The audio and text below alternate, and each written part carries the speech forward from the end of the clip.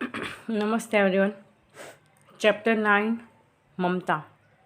ये इस टर्म का, इस सेकेंड टर्म सिलेबस का ये लास्ट चैप्टर है, राइट। ग्रामर हमें जितना पढ़ना था वो हम पढ़ चुके हैं। स्टोरीज, लेटर, ऐसे राइटिंग, निबंध, फिर संज्ञा, सर्वनाम, कारक, क्रिया, विशेषण, हम वो सब कुछ पढ़ चुके हैं। अब एक्सक्यूज मी, अब हम चैप्टर, इस टर्म का टेक्सचुअल जो बाकी था वो ये लास्ट चैप्टर है। ओके, तो ममता का मतलब होता है मातृत्व, यानी माँ जो हमसे प्यार करती है उस भाव को बोलते हैं ममता, राइट। तो यहाँ पर कैरेक्टर का नाम भी ममता है, और ममता का अर्थ ये होता है कि माँ का जो प्यार होता है उसे हम माँ की ममता यानी माँ का प्यार उसे कहते हैं। ओके, तो इस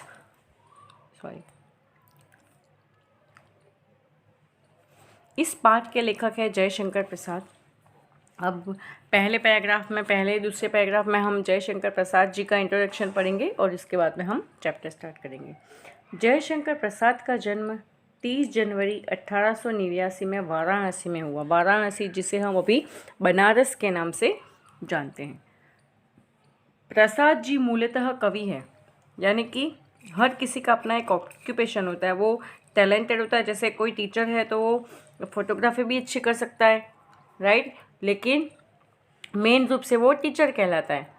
इसी तरह से यहाँ पर ये बताया गया है कि वो मूलतः यानी कि बेसिकली वो कवि थे। उन्होंने नाटक, कहानियाँ, निबंध और उपन्यास भी लिखे। उपन्यास यानी नॉवेल। उनकी रचनाओं में मुख्य रूप से भारत की ऐतिहासिक संस्कृति की झलक मिलती है, यानी हिस्टोरिकल जो हमारी संस्कृति है वो देखने को मिलती है। उनके प्रमुख नाटक है चंद्रगुप्त, स्कंदगुप्त, ध्रुव स्वामिनी, कामायनी। और कामायनी उनका सुप्रसिद्ध महाकाव्य है। कामायनी जो है वो उनका सबसे प्रसिद्ध महाकाव्य है।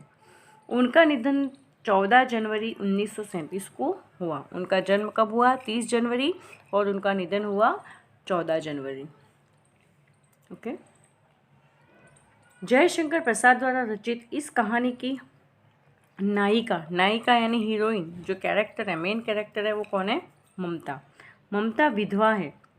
रोहतास दुर्ग के मंत्री चूड़ामणि अपनी इस एकमात्र स्नेहपालिता पुत्री के दुख से अत्यंत दुखी है। यानी कि जो रोहतास दुर्ग के मंत्री है चूड़ामणि, वो अपनी एकमात्र स्नेहपालिता यानी जिसको स्नेह से पाला हो उसको बोलते हैं स्नेहपालिता।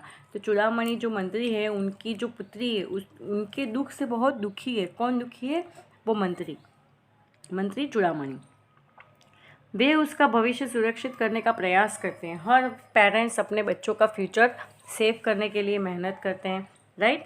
किंतु पिता द्वारा भिजवाए स्वर्ण उपहारों को ममता लौटा देती है, लेकिन वो ट्राई करते हैं कि मेरी बच्ची का भविष्य अच्छा हो, इसलिए वो उसके लिए सोने के उपहार, गहने बेचते हैं, लेकिन ममता उसको वापस लौटा देती है, यानी रिटर्न कर देती है। डोलियों में छिपकर बैठे पठान सैनिकों ने अगले ही दिन दुर्ग पर अधिकार कर लिया। यहाँ पर दुर्ग यानी वो किले में ममता रहती होगी उसके पापा के साथ। ये क्या स्टोरी है वो आगे हम पढ़ेंगे तब हमें पता चलेगा, लेकिन अभी तक क्या जो इंट्रोडक्शन है उसमें ये बताया गया है कि डोली जो होती है, जैसे पहले दुल्हन आती थी, अभी दुल्हन कार में या बाइक पे आती है, पहले डोली में बैठ के आती थी। आपने मूवीज़ में देखा होगा डोली के बारे में। तो डोली में बैठकर जो पठान सैनिक होते हैं यानी मुग़ल सैनिक, वो अगले दिन दुर्ग यानी वो जो किला होता है, जो फोर्ट होता है, उस पर अधिकार कर लेते हैं, यानी कि उस पर अपना अधिकार जमा लेते हैं। चूड़ामणि वहीं मारे गए। कौन थे चूड़ामणि? ममता के पिता। किंतु ममता वहाँ से सुरक्षित काशी के उत्तर में स्थित एक विहार में जा पहुँची और वहीं रहने लगी। लेकिन ममता वहाँ से सुरक्षित निकल गई और वो बिहार में पहुँची, यानी जंगल में एक विहार उसको बोल सकते हैं, वहाँ पर रहने लगी। लंबा समय बीत गया। अपनी झोपड़ी में बैठी ममता दीप के आलोक में पाठ कर रही थी। दीप के आलोक, दीप यानी दिया और आलोक यानी प्रकाश, यानी वो दिए के प्रकाश में पाठ कर रही थी कि एक भीषण और हताश आकृति ने आश्रय मांगा। आकृति यानी एक व्यक्ति, एक परछाई व्यक्ति यानी इंसान, ठीक। तो भीषण और हताश, हताश यानी मायूस, ने एक आश्रय मांगा। आश्रय मांगा यानी उसको वहाँ पर उसको रहने के लिए एक रिक्वेस्ट की। संकोचपूर्वक ममता ने अतिथि धर्म का पालन करते हुए उस पति को आश्रय दिया। अब संकोच तो हुआ कि किसी को रात को घर में कैसे ठहरने दे, लेकिन ममता ने यह भी माना कि अतिथि देवो भव, यानी जो अतिथि है, जो मेहमान होता है, वो हमारे भगवान के समान होता है। ऐसा मान करके उन्होंने क्या किया कि उसको आश्रय दे दिया। वह पथिक कोई और नहीं, हुमायूं था। अब देखिए, वो पथिक यानी कि वो जो राहगीर था वो कोई और नहीं, हुमायूं था, राइट, जिसने सुबह होने पर अपने एक सैनिक मिर्जा को इस वृद्धा की टूटी झोपड़ी बनवाने का आदेश दिया। अब हुमायूं तो राजा था, इसलिए उसने क्या किया कि अपने सैनिक को बोल करके, यानी मिर्जा जो था उनका सैनिक, उसको बोल करके उस वृद्धा की यानी उस बूढ़ी की वो जो टूटी झोपड़ी थी उसको बनवाने का आदेश दिया कि यहाँ पर आप झोपड़ी बनवा दो, ये टूट गई है। क्यों आदेश दिया? क्योंकि ममता ने उनको रहने दिया था। ममता अब 70 वर्ष की हो चली थी। अब कितने? 70 यानी 70 ईयर्स, 70। अचानक उसे एक अश्वरोही की आवाज़ सुनाई दी जो उसी की झोपड़ी के बारे में पूछ रहा था। अश्व आरोही यानी घोड़े पर चढ़ के आया। आरोही यानी चढ़ना और अश्व यानी घोड़ा। घोड़े पर चढ़ने की यानी घोड़े पर चढ़ा हुआ है, वैसी आवाज़ आई जो उसकी झोपड़ी के बारे में पूछ रहा था। ममता उस मुगल अश्वारोही को वह स्थान सौंपकर अनंत यात्रा चली गई। तो उसके बारे में पूछ रहा था, इसलिए ममता ने क्या किया, वह झोपड़ी उसको दे दी और वह यात्रा पर चली गई। उस स्थान पर एक आकर्षक मंदिर बना। अब झोपड़ी तो दे दी उसने ममता ने, इसलिए वहाँ पर एक मंदिर बना जिसके शिलालेख पर सातों देश के नरेश, हुमायूं और उसके पुत्र अकबर का नाम तो था, किंतु ममता का कहीं जिक्र न था। देखिए, अब जिसने स्थान दिया, जिस ममता ने उसको रहने का आश्रय दिया, जिस ममता ने उसको वो जगह दी, तो वहाँ पर उनके बेटे हुमायूं और अकबर का नाम आ गया, लेकिन ममता का कहीं जिक्र नहीं हुआ। तो यही इस चैप्टर में हम पढ़ेंगे।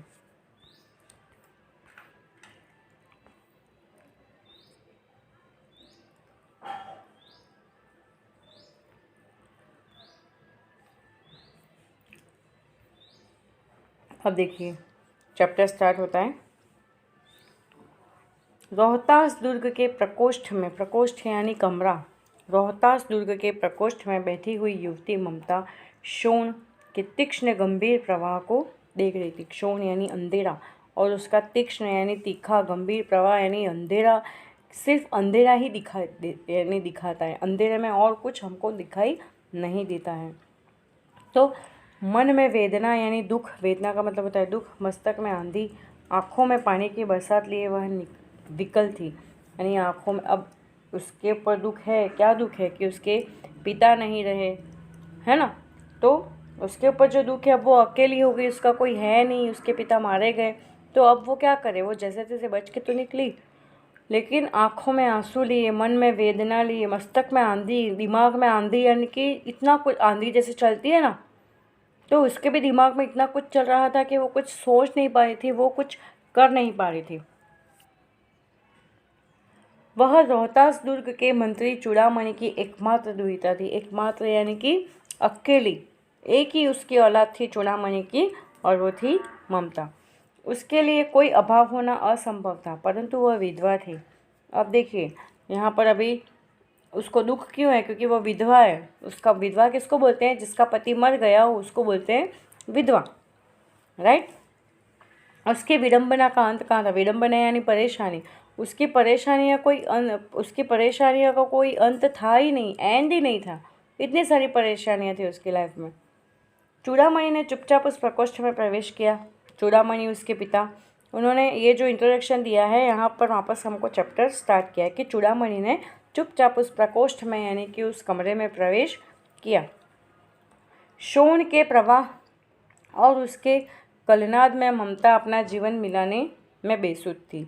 यानी वो जो शोण का प्रवाह था, जो अंधेरा था, उसमें कलनाद में ममता यानी उस अंधेरे समय में ममता जो थी अपना जीवन मिलाने में बेसुध थी, यानी कि बेहोश यानी जिसको बेहोश यानी अनकॉन्शियस, लेकिन वो सोई हुई बेहोश नहीं। कभी कभी बैठे हुए भी इंसान ऐसा खो जाता है कि उसे कुछ पता नहीं होता आसपास में क्या चल रहा है, राइट। तो इस तरह से वो बेसुध थी, यानी कि उसको कोई होश ही नहीं था, सूध ही नहीं थी, समझ नहीं थी। पिता का आना भी न जान सकी, उसे ये भी पता नहीं चला कि मेरे पिता आए हुए हैं, यानी घर पे कोई आया है। इतनी खो गई वो उसके दुख में कि उसे ये भी पता नहीं चला कि उसके पिताजी आए हैं। चूड़ामणि व्यथित होते यानी कि दुखी हो उठे। स्नेह पालिता पुत्री के लिए क्या करे। स्नेह पालिता यानी जिस बेटी को उन्होंने इतने प्यार से पाला है और आज उसकी ऐसी हालत हो गई है, तो उसको देख के उसके पिता को ऑब्वियसली दुख तो होगा, लेकिन करे क्या। यह स्थिर न कर सकते थे, यानी यह स्थिर न कर सकते थे, यानी कि ये सोच नहीं सकते थे कि इसके लिए ऐसा क्या किया जाए जिससे उसका दुख कम हो सके। लौट कर बाहर चले गए और फिर उसको देख के लौट के यानी कि वापस बाहर चले गए। ऐसा प्राय होता, ऐसा अक्सर होता है कि उसके पिता जाते और उसको पता ही नहीं होता और उसके पिता उसको देख करके उसकी चिंता करके वापस आ जाते। परंतु आज मंत्री के मन में बड़ी दुश्चिंतता थी। पैर सीधे न पड़, बड़ी दुश्चिंतता यानी कि बहुत ज़्यादा ही चिंता हो रही थी और पैर उनके सीधे भी नहीं पड़ रहे थे। एक पहर बीत जाने पर वे फिर ममता के पास आए। एक पहर यानी एक पहर होता है सुबह निकल जाती है, उसके बाद दूसरा पहर आता है दोपहर, फिर तीसरा पहर आता है उसको हम बोलते हैं शाम, और चौथा पहर आता है उसको हम बोलते हैं रात। तो एक पहर बीत जाने के बाद फिर ममता के पास आए। उस समय उनके पीछे 10 सेवक यानी कि उनके नौकर चांदी के बड़े थालों में कुछ लिए खड़े थे। वो चांदी के बड़े बड़े थालों में कुछ लेकर के आए थे।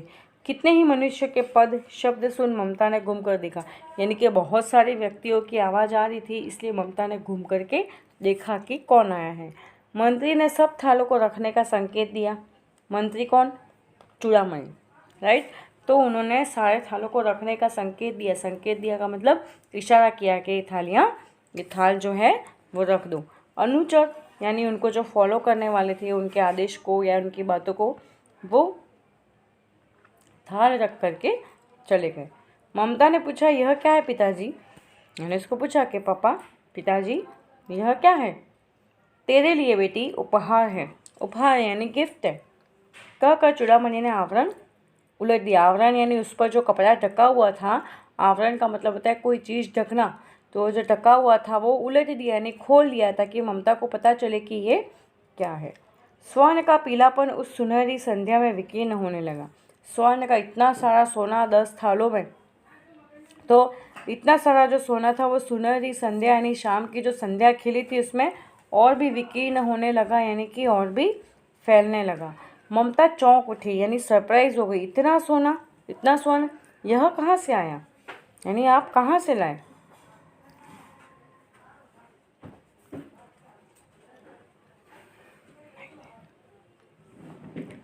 चुप रहो ममता, यह तुम्हारे लिए है।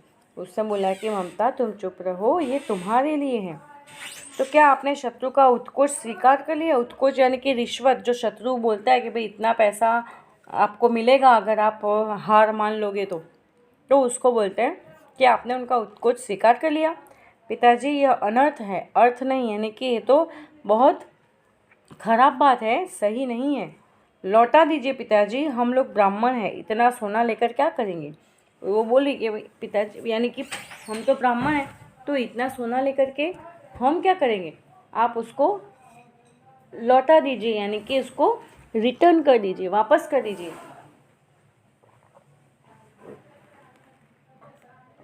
राइट। तो इतना पतनोन्मुख प्राचीन सामंत वंश का अंत समीप है बेटी। किसी दिन शेरशाह रोहतास दुर्ग पर अधिकार कर सकता है, उस दिन मंत्रित्व न रहेगा। तब के लिए बेटी, यानी कि ये पतोन्मुख अब जो है वो पतोन्मुख, अब पतन हो रहा है। हम उन्मुख की, पतन के उन्मुख की तरह, यानी कि हम जो हारने वाले हैं उस तरफ अब हमारा वंश जो है वो उसके समीप है। समीप है यानी पास में, यानी कि हमारी हार हमारे अब बिल्कुल पास में है। किसी भी दिन ऐसा हो सकता है कि किसी भी दिन शेरशाह जो है वो रोहतास दुर्ग पर, यानी कि ये जो रोहतास दुर्ग है, अपना अधिकार जमा ले, उसको जीत ले, उस दिन मंत्रित्व ना रहेगा, यानी कि उस दिन तो मैं मंत्री भी नहीं रहूँगा। तो ये उस दिन के लिए है, यानी कि ये उस सिचुएशन के लिए है कि ऐसा ना हुआ तो उस कंडीशन में तुम क्या करोगी, इसलिए मैं ये लेकर के आया हूँ। हे भगवान, विपद के लिए इतना आयोजन, यानी कोई विपदा आएगी, कोई परेशानी आएगी तो उसके लिए इतना आयोजन, यानी इतना मैनेजमेंट।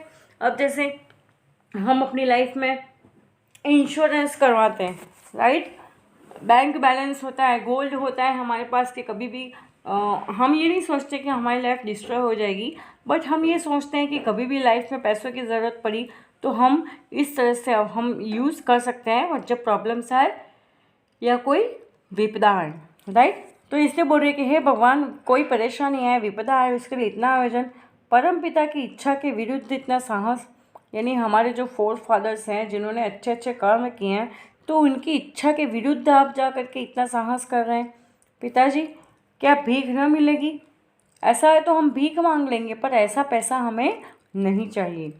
ये क्या कोई हमें 2 मुट्ठी अन्न न देगा? यह असंभव है, यानी हम भीख मांग लेंगे या कोई हमको अन्न दे देगा, पर ये सोना हमें एक्सेप्ट करना पॉसिबल नहीं है, असंभव है। फेर दीजिए पिताजी, मैं काँप रही हूँ। इसकी चमक आँखों को अंधा बना रही है, यानी इसकी जो चमक है वो आँखों को अंधा बना रही है, इसको आप फेर दीजिए, यानी कि इसको आप वापस ले जाइए। मूर्ख है कहकर चूड़ामणि चले गए। चूड़ामणि ने क्या बोला कि ये तो मूर्ख हो रही है, ऐसा बोल करके चूड़ामणि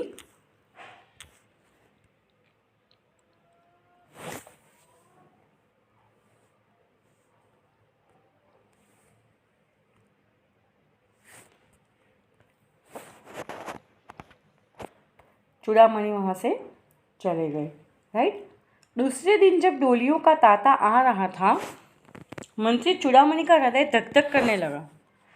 तांता आ रहा था, तांता का मतलब होता है ग्रुप। दूसरे दिन जब इतनी सारी डोलियाँ आ रही थी तो मंत्री चूड़ामणि का दिल धक धक करने लगा। क्यों? क्योंकि उनको पता था कि इतनी सारी डोलियों में तो दुल्हनें आती है, तो अभी दुल्हनें तो आएगी नहीं, तो ये ज़रूर कोई संकट आने वाला है। वे अपने को, यानी खुद को रोक न सके।